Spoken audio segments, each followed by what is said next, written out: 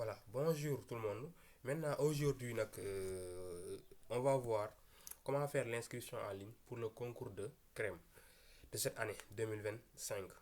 Communiqué bi génn na et le reste maintenant, c'est de s'inscrire en ligne. Donc, automatiquement, on va attaquer l'inscription en ligne pour ne pas perdre du temps. Maintenant, pour l'inscription en ligne aussi, li ngay def mooy automatiquement da ngay ubbi sa compte Google Chrome téléphone wala ordinateur. léegi soo paree da ngay dem sa barre de recherche nga bind lien bi lien bi nag yomb na xaaral ma bind ko fi comme ça ñu ko xamul xam ko léegi ma leen tuuti ma amul ma changé waaw léegi fi ngay bind seen kii bi ngay bind rek seen site bi www point crème point éducation point sn. bon lii mu ngi ci seen communiqué bi léegi après nga bind nga dugg site bi. Bon, il faut patienter parce que souvent problème connexion la ñu am moo tax muy xaw a yéex tuuti bon léegi soo duggee ci site bi lii ngay am bon léegi lii moo nekk site bi bon il faut aussi ngeen def attention parce que inscription bi aussi dafa am ñaari mbir yu ci am mooy ki nga xamante nii musul am compte maanaam musul def concours bi c'est la première fois ak ki nga xamante nii defoon na concours bi daaw réussir ko wala daaw jékk wala en tout cas musoo ko def une fois. ñoom ñaar duñu bokk nu ñu commencé damay njëkkee ci ki nga xamante nii il n'a jamais fait le concours donc c'est la première fois donc si c'est la première fois bon si tu as déjà fait le concours une fois fii ngay ñëw tu remplis ton mail sa adresse email ngay bind fii ensuite nga bind fi sa mot de passe après nga bind sa connecté su fekkente ni yow mën ngaa def concours bi léegi après fii nag dinaa fi ñëwaat donc ceux qui ont déjà fait le concours il faut regarder la vidéo jusqu'à la fin. À la fin je vais revenir sur vous. Mais ce que je voulais montrer aujourd'hui, c'est pour ceux qui n'ont pas encore fait le concours. Donc, si vous n'avez pas encore fait le concours, ce qu'il faut faire, c'est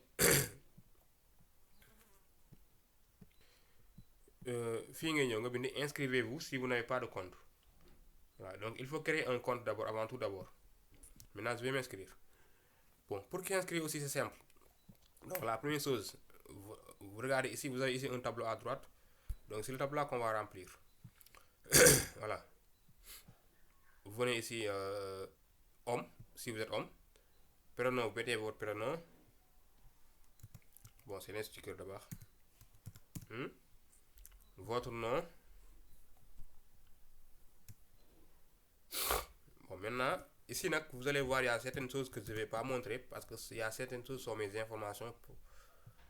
personnelles. Voilà, par exemple, le numéro de carte d'identité, je ne vais pas montrer ça.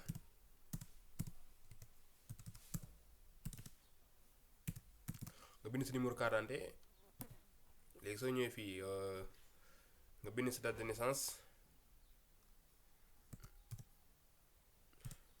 bon yii nag su ngeen ko gisul garaawul parce que man maa préféré bañ leen koo woon li may bind du ma leen ko woon parce que samay information personnelle et c'est privé moo tax léegi date de naissance mu ne ma format invalide déedéet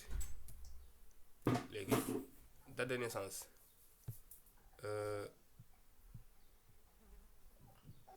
voilà bind naa sama carte de naissance damaa juumoon sànq ci affaire yi date de naissance da ngay def slash rek da ngay def su fekkee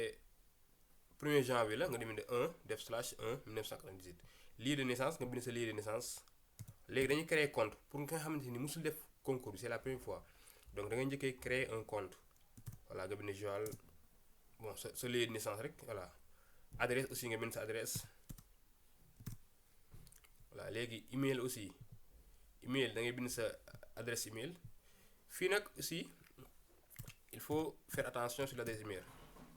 parce que adresse email bi après ci la lay envoyé waat benn message objectif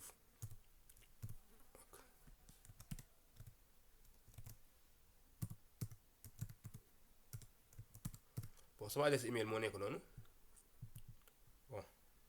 léegi nga bindaat adresse email bi nga xool bu baax ndax defoo ci erreur léegi fii tamit da ngay créer benn mot de passe nag yaa koy def sa bopp voilà mot de passe bi da lay indi générer un mot de passe waaye soo neexee nga créer sa mot de passe waaw léegi fii tamit ma bindaat sama mot de passe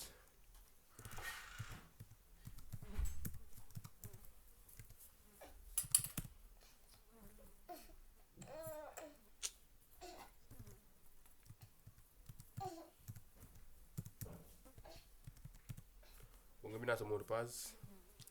léegi numéro de téléphone tu mets ton numéro de téléphone ici même c'est pas compliqué pour ouvrir un compte c'est pas pour créer un compte c'est pas compliqué. Numéro de téléphone maintenant tu mets ton numéro. Bon téléphone 2 aussi su la neexee nga def ko mais moi je vais sauter ça. Voilà, tout ça je vais sauter ça. Maintenant yéen aussi je vous conseille de remplir par exemple personne à contacter si vous êtes injoignable. lii moom dafa gën a wóor parce que sa dossier mën na am problème sa téléphone am problème pour ñu contacter la léegi fii yaay bind rek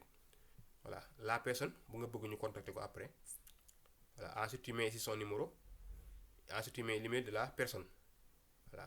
Maintenant moi je vais cliquer sur s'inscrire. Avant de cliquer sur s'inscrire on va remplir ça pour ngeen gën comprendre téléphone 2 nga bind sa numéro téléphone 2 léegi damay continuer rek pour ngeen mën a gën a comprendre ma bañ a sauter dara xam naa vidéo bi na gudd mais jaru ko garaawul. léegi prénom et nom d'un contact si vous êtes injoignable léegi fii yaay gind rek parce que tout à l'heure maa sur inscrire mais demut la moo tax demut parce que fii suñu xoolee prénom d'une personne si vous êtes injoignable lañu fi def benn étoile bu ndaw ci kaw c'est-à-dire ici c'est obligatoire vous ne devez pas sauter vous ne pouvez pas sauter ça donc su ngeen ko sauter aussi du ngeen mën a bës inscrire loolu moo tax sànq sama inscription bi jàllut ma def inscrire mais demut. Voilà donc awma droit sauter ko su ma ko sauter tamit du ma dem fenn moo tax je suis obligé de le mettre. Maintenant ici nag je vais mettre qui je vais mettre bon ma mère par exemple ou bien Moussa ou bien tu mets le nom d'une personne rek voilà ensuite tu mets son numéro ici voilà voilà moi je vais mettre son numéro ici c'est email de la personne email moom c'est pas obligatoire. Mais su la neexee aussi nga def ko as nga bind s'inscrire voilà muy doog a dem léegi soo bindee s'inscrire léegi da ngay patienter su ñëwee li moo lay indil après fii nag il vous demande de vérifier vos informations fii da ngay xoolaat say informations surtout numéro carte d'identité bi ngay xoolaat date de naissance bi ak adresse email bi surtout nga xool ak sa numéro téléphone nga xool su fekkee ne nii amul erreur nga bind sur valider su fekkee ne aussi am na erreur da ngay bind ñëw fii corriger les données nga def nga changer erreur bi voilà léegi fii y a pas d'erreur damay def valider l'inscription ma patienter encore léegi après da lay indil fii mooy ñëw automatiquement voilà nga léegi sama adresse sama message kii laa war a dem. Voilà sama adresse email laa war a dem parce que soo ñëwee fii soo wàccee suuf da ngay bind mu ne la un mail vous est envoyé sur l'adresse que j'avais donnée adresse email donc dama war a dem sama adresse email léegi sama adresse email laay dem soo demee sa adresse email di nga fa gis benn message donc soo defee s'inscrire automatiquement da ngay dem sa adresse email di nga gis foofu benn message léegi damay dem sama adresse email xool foofu ndax naa fa am message. Voilà léegi dugg naa sama adresse email moo nekk nii léegi damay xool ci message yi normalement le message doit être en haut voilà léegi message moo nekk nii nga fi ñu bind message Mirador foofu ngay bës su fekkee téléphone portable aussi c'est la même chose hein téléphone aussi c'est la même chose juste que ordinateur moo gën a yaatu moo tax ma koy kii léegi soo duggee ci message bi da ngay gis fii fu ñu bind activer votre compte léegi foofu ngay bës su ma bësee foofu. ñu xool lu ñu indil bu maa ngi jégalu nag aussi sur la qualité de ma voix parce que actuellement vraiment je suis un peu mais ça va quand même léegi su ma cliquer ci valider votre compte lii la fii mooy ñëw léegi fii nag damay inscrire inscription bi nag bul fàtte mot de passe bu nga créé woon soo ko fàttee tamit da ngay am beneen problème rek. Voilà mais si tu oublies le mot de passe da ngay ñëw fii da nga bind mot de passe oublié mais mot de passe bi léegi lañ ko créé moo tax sooy créé mot de passe bul créer mot de passe comme ça rek aveuglément il faut nga xam mot de passe bi ngay créé et le conseil que je donne aussi pour créer un mot de passe c'est simple da ngay bind sa tur par exemple maintenant ton nom maintenant si ton nom c'est Moussa Ndiaye tu mets Moussa Ndiaye mais le M tu mets ça en majuscule le reste en minuscule et tu mets maintenant une année 2025 2026 etc. C'est comme ça c'est-à-dire première lettre bi na nga def majuscule yi des yëpp nekk minuscule su fekkee Moussa Ndiaye nga tudd par exemple le M tu mets ça en majuscule mais le O le U les deux S là le A c'est en minuscule après tu mets 2025 ou bien 2026 loolu rek la léegi après quand j'ai cliqué sur le message que j'ai reçu par mail je viens ici directement maintenant je dois continuer pour s'inscrire parce que jusqu'à présent déposé gu ma sama candidature mu leer su ma yemeen fii aussi nekkuma candidat ba léegi voilà léegi nag damay bindaat sama adresse email bu ma inscrire oo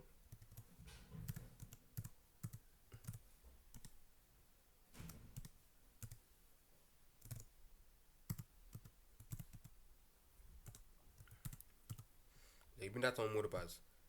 de passe bi jàpp naa ko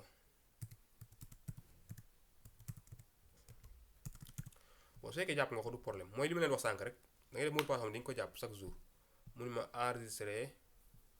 man moom est-ce que jar na ma koy enregistré baal ma enregistré ko rek waaw léegi fii nga ñëw directement léegi nga remplir say données say année bi nga am bac ak ay bac S nga am wala L léegi comment on fait ça sono si kaw si ne la bindal sa tur ak tout ça léegi yaa ngi sa compte Mirador instant nga compte même su fekkoon fii nga yem sax sa connexion dagg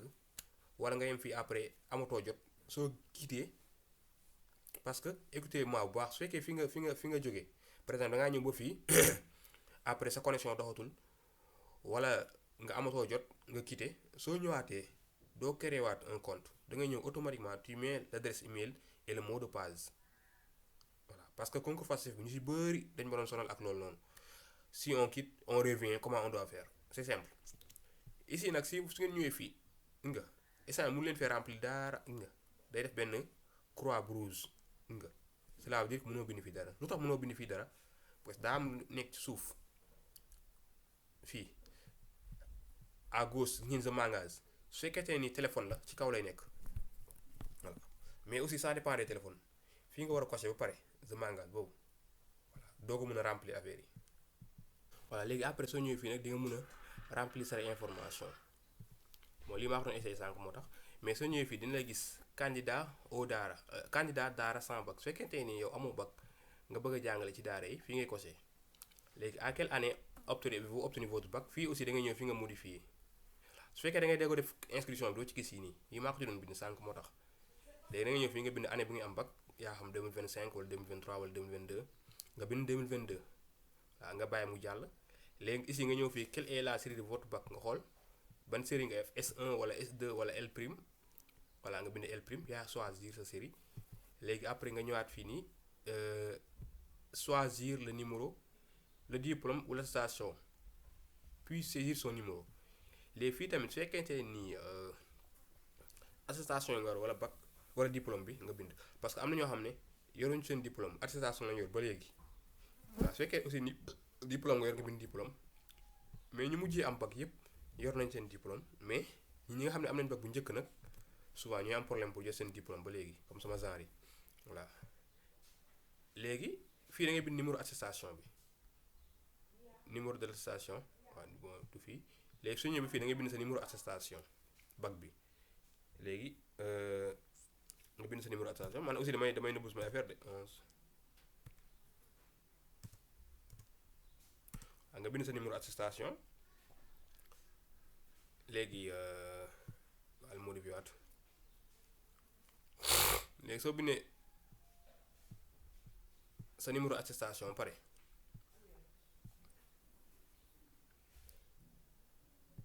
voilà léegi soo bindee sa numéro attestation pare da ngay bind fii aussi nga def session normale nga am bac wala session remplaçant fii nga bind sa numéro table bon sama numéro table moom wax dëgg neex yàlla je pense pas que ni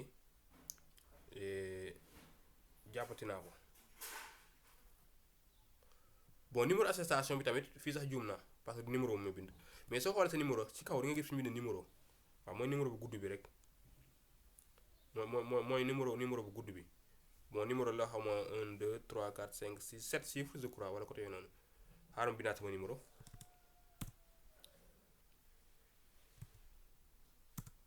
waaw sama numéro mu ngi noonu léegi numéro table je pense que sama numéro table xamut moo daal jàppoon naa ko xaaral bind rek bon su ngeen gisee ma nëbb affaire yi nag dara parce que samay information personnelle la aussi moo tax bëgg ma ko wone publiquement. léegi quel est votre niveau d'étude actuel yaa xool su fekkee bac 3 nga am nga bind bàyyi bac 3 bi su fekkee ici bac plus 4 wala bac plus 5 wala affaire yooyu noonu nga bind bàyyi fi nga am rek loolu moom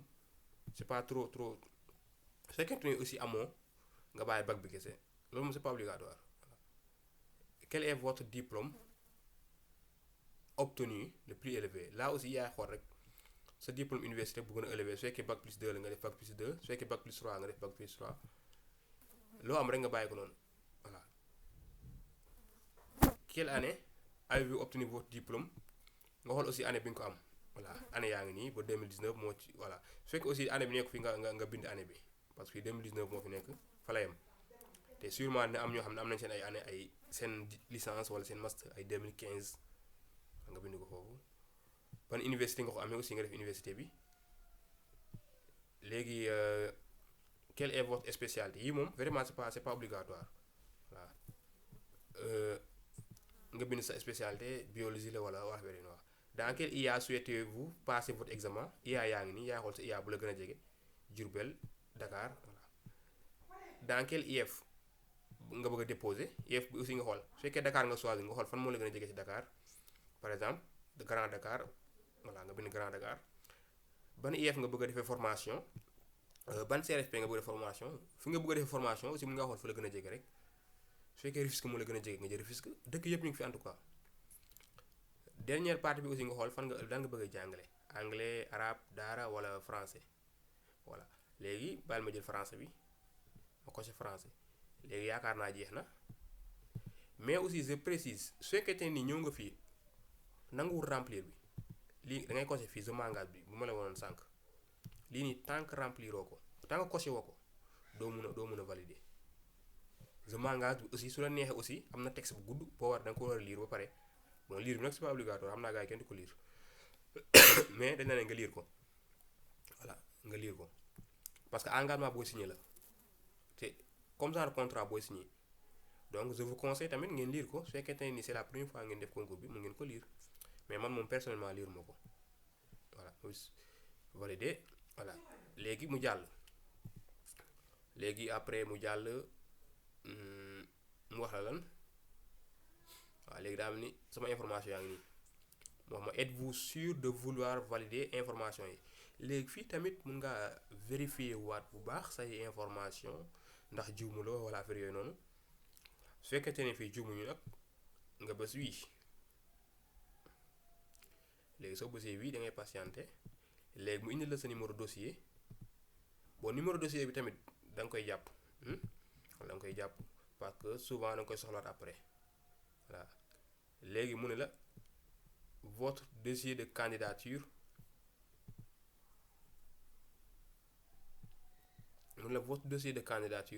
tant que votre dossier n'est pas clôturé au niveau de l'IEF vous pouvez y apporter des modifications cliquant sur le bouton modifier mën nga ko modifier ici à chaque instant voilà à chaque instant mën ngaa modifier fii tant que clôturé guñ ko au niveau de l'IEF mais modification moom su fekkente ne wóor nga sa bopp jaru nga ciy sonn voilà léegi jàll na dossier bi déposé mais jeexagul mu ne la votre dossier est bien enregistré vous devez payer les frais d'inscription et télécharger les pièces donc li des mooy lan mooy paiement bi léegi paiement bi dama leen pour la vidéo d'aujourd'hui moi je vais m'arrêter là donc après inchallah je vais faire une deuxième partie où je vais vous expliquer maintenant comment importer les dossiers et comment payer parce que pour nga mën a continuer il faut payer. Voilà, donc après je vais faire une deuxième partie où je vais vous expliquer maintenant le paiement, comment ça marche et comment on doit télécharger le dossier aussi. Ça sera dans la deuxième partie.